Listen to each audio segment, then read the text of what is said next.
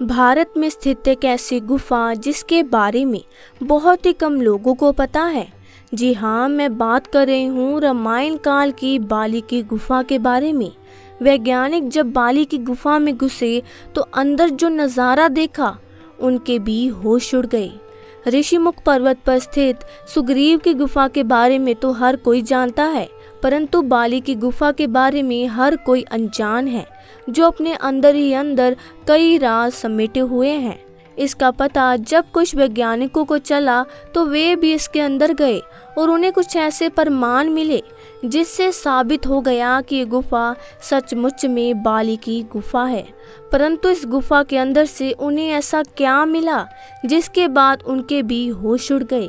दोस्तों, एक बार सच्चे दिल से सच्चे मन से कमेंट बॉक्स में ज़रूर लिखिएगा, हर हर महादेव। वानर राज बाली का शासन किष्किंधा नगरी में हुआ करता था। वे इतना बलशाली था कि उसने रावण को भी पराजित कर रखा था। परंतु ऐसा क्या हुआ कि उसने अपने भाई से ही दुश्मनी हो गई, जिसके पीछे का कारण था वे गुफा, जिसे आज हम बाली की गुफा के नाम से जानते हैं।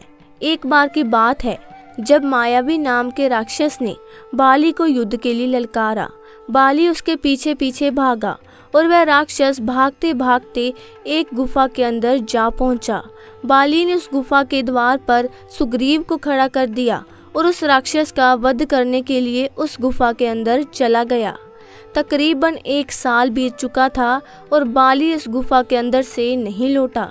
सुग्रीव को बहुत चिंता सता रही थी, परंतु उसने देखा कि गुफा के अंदर से तो खून बाहर आ रहा है।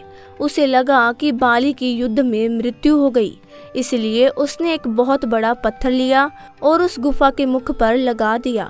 परंतु वह सच से अनजान था।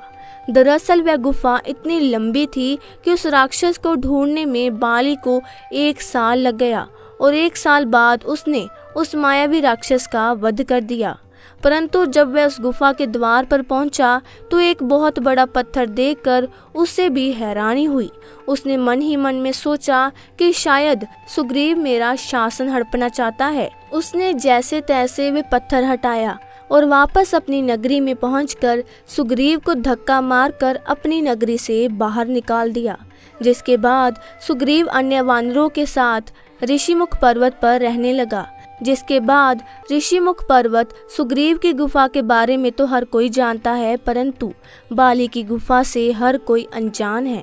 आज के समय में बाली की वही गुफा तुंगभद्रा नदी के किनारे वाले कर्नाटक के हम्पी शहर के आसपास के इलाके में है। वहां पर स्थित कुछ लोगों ने ये दावा किया है कि यह वही बाली की गुफा है जिसमें बाली और मायावी राक्षस के बीच युद्ध हुआ था। वैज्ञानिकों को उस बात का पता चला तो वे शोध करने के इरादे से बाली की गुफा में पहुंच गए। परंतु जब वे गुफा के अंदर पहुंचे तो उनको इस बात का अंदाज़ा नहीं था कि वे गुफा कितनी लंबी है।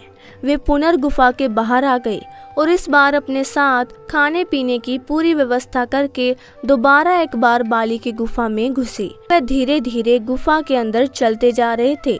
उन्हें बस कुछ ऐसा प्रमाण चाहिए था जिससे सिद्ध हो सके कि यह गुफा सचमुच में बाली की गुफा है। वे 2-3 दिन तक उसी गुफा में विचरण और शोध करते रहे, परंतु उनके हाथ कुछ भी नहीं लगा। परंतु ठीक 3 दिन बाद उन्हें अंदर से एक विशालकाय नाखून प्राप्त हुआ। वह नाखून कोई सामान्य नाखून नहीं था और ना ही किसी जानवर का नाखून था। वे सभी हैरान थे कि आखिर ये नाखून किस प्रजाति का है जिसे शोध के लिए भेज दिया गया। जब वैज्ञानिक उस गुफा के और अंदर पहुंचे तो वहां पर उन्होंने जो देखा था उन सभी के होश उड़ गए। दरअसल उस गुफा के अंत में एक अलग ही भाषा में कुछ लिखा हुआ था जो किसी की समझ में नहीं आ रहा था। परंतु वैज्ञानिकों ने इस बात पर शोध किया तो उन्हें पता चला कि लिखावट तकरीबन 5 से 6,000 साल पुरानी है।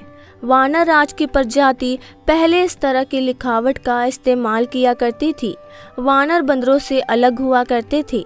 उनका शरीर मानव की तरह होता था, परंतु मुख बंदर की तरह और उनकी पूंछ भी होती थी और वह काफी हुष्ट पुष्ट पहलवान की तरह होते थे। जब वह नाखून अच्छी तरह से शोध किया गया तो यह पाया गया कि वह किसी आम इंसान का नाखून तो हो ही नहीं सकता और ना ही वह किसी जानवर का नाखून है, क्योंकि मायावी राक्षस और बाली के बीच उस गुफा में युद्ध हुआ था। तो यह प्रमाण दिए गए कि यह जरूर उस मायावी राक्षस का ही नाखून है, जिसके बाद वैज्ञानिकों ने इस बात पर मोहर लगा दी कि गुफा सचमुच में बाली की गुफा है, जो आज के समय में तुंगभद्रा नदी वाले एक कर्नाटक के हम्पी शहर के जंगली इलाकों में मौजूद है। इस घटना को लेकर आपके क्या विचार है, हमें कमेंट करके ज़रूर बताइएगा।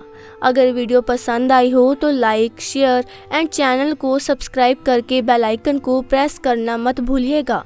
तब तक के लिए नमस्कार, टेक केयर।